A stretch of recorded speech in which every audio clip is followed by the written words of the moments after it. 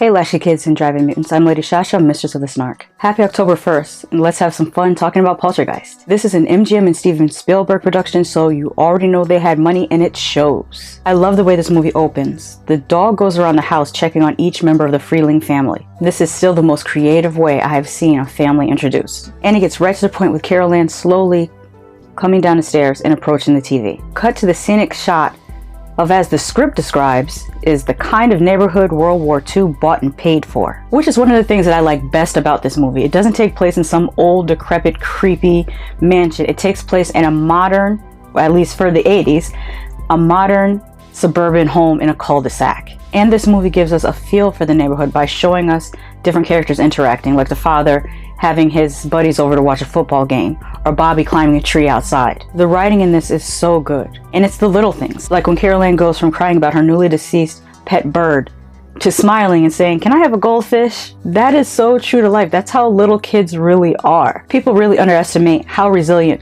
children can be. Another thing that I really enjoy about this movie is how the haunting starts with little things, like spoons bending and chairs moving, then escalates fairly quickly to a tree grabbing Robbie and Carol Ann's abduction to the other side. Or at least it feels like it escalates quickly to me.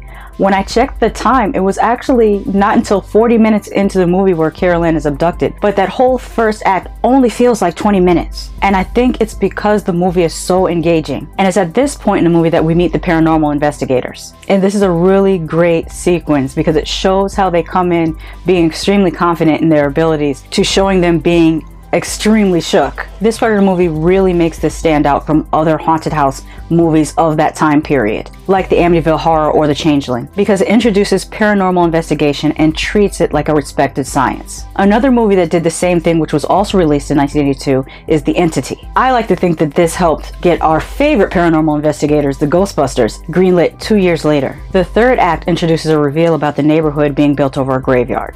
The graves are said to have been removed and relocated. Then we are introduced to Tangina, who is played by Zelda Rubinstein. She's a clairvoyant psychic medium who comes at the urging of the paranormal investigators to help the Freeling family. Tangina uses Robbie's idea about tying a rope around someone and sending them to the other side to get Carol Ann. They test this theory out first with tennis balls. And is this the first time ectoplasm was introduced in a movie? Speaking of introductions, by the way, this isn't the first time that this concept of going to the other side to bring someone back was introduced in media. There's a Twilight Zone episode in which a father ties a rope around himself and he has to go into another world through a wall to retrieve his child. This works and they get Carol Ann back. They pack and get ready to leave, and just when you think the movie is over and everyone is safe and sound, it hits you with one hell of a finale. Starting with a scene that up a whole generation, this damn clown doll. The thing is, Generation X had these dolls. Not necessarily the same one as in Poltergeist, but clown dolls were a thing that was popular, especially for grandparents to give you as a gift, and also as carnival prizes. The clown doll I had came from the Big E. While this is happening, the mother is being terrorized in another room. And here is where I think Wes Craven took some inspiration from this movie. Not only having a gravity-defying scare scene using a rotating room, but also having a character have a streak of gray appear after an extremely traumatic event. Also, this push-pull is director goals. Speaking of directors, let's briefly touch upon the whole "did Tobe Hooper direct or did Steven Spielberg ghost direct this film" thing. I'm willing to bet money that the day this push-pull scene was shot, Steven Spielberg was definitely on set, because it's kind of sort of his thing. That said, this right here, this is Tobe Hooper's thing. So I like to look at it as a great collaboration. Another really great thing about this movie is the final reveal that the graves were never moved. Only the headstones were. Moved the cemetery, but you left the bodies, didn't you? You son of a bitch, you left the bodies and you only moved the headstones! You only moved the headstones! And if you think that story's far-fetched, it's not. There's a place called Lake Lanier where this is the case. There's a whole history about a black township called Oscarville that is underneath the lake. To this date, Lake Lanier has claimed over 500 lives. It will straight up assassinate you. Stay off Lake Lanier, kids. Something similar happened to a black settlement that was where Central Park is today. Speaking of curses, some say this is a cursed film. To hear more about that, check out this documentary series on Shudder called Cursed Films. They have a whole episode dedicated to Poltergeist. Or even look around YouTube. There's a lot of great documentaries right here on YouTube. I would be remiss if I did not mention this movie's children. Insidious, which is like an unofficial remake of Poltergeist, and Paranormal Activity, especially Paranormal Activity 3. There are dozens more, but those are the two best children. Some of the effects for this didn't age so well, like the scene with the things floating around the room, but others still look great, like the face effect. Also, this moving stake still holds up. It's better still than any CGI I have ever seen. Another effect that holds up is this scene with the entities floating down the stairs. An added touch that makes this more real is that the actors are lit as though the entities are right in front of them.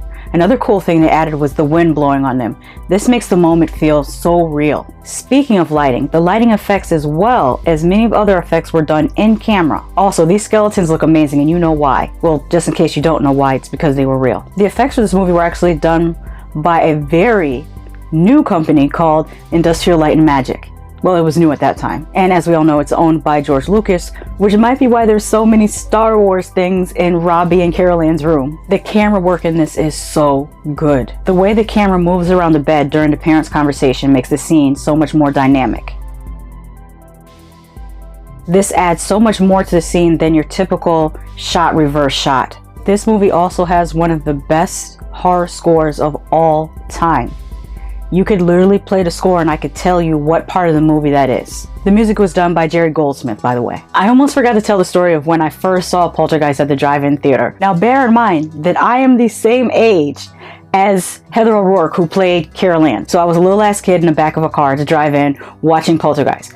Also bear in mind that it was rated PG, so my parents didn't think that it was going to be all that scary because it was rated PG. Now what I remember is the opening to the movie and then falling asleep, and then waking up and seeing Robbie get attacked by the clown doll, and then falling back asleep, and then waking up and seeing the family at the motel wheeling the TV outside. Since then, obviously I've seen it, oh god, I almost said hundreds of times. Maybe I have seen 100 of times. I don't know, but when I was a little bit older, they used to play it on HBO, and then we had it on VHS, and then as an adult I bought it on DVD. And I should probably get the Blu-ray eventually. You know what? I'll just wait until they do a 4K restoration, because they'll eventually do that, and then I'll get that version of it as well. And I have the 2 sequels on DVD. But anyways, Poltergeist is a classic, and you're not going to argue with me on that. I don't care what you say. I said what I said. It is a classic. It's one of the best horror movies ever made, and I'm sticking with that. That's real. One more thing about that clown stuff. I think between this movie, Stephen King's It, and Ronald McDonald, I think that's why Generation X really doesn't fuck with clowns like that. I have so much nostalgia for this movie, and maybe that clouds my judgment on how I think or feel about this movie, but it's a comfort movie for me. At the time of this recording, Poltergeist was on HBO. It's also on Shudder, but I think it's gonna leave soon. But like I always say, don't take my word for it. Watch it for yourself. Just because I love something doesn't mean you won't hate it, and just because I hate something doesn't mean you won't love it. Have you seen Poltergeist? And I'm talking about the original 1982. The other one, we're gonna pretend that didn't happen, because that's not a thing that ever existed or happened. So we're gonna, yeah, that didn't happen. Let me know in the comments what you think about the 1982 Poltergeist. Until next time.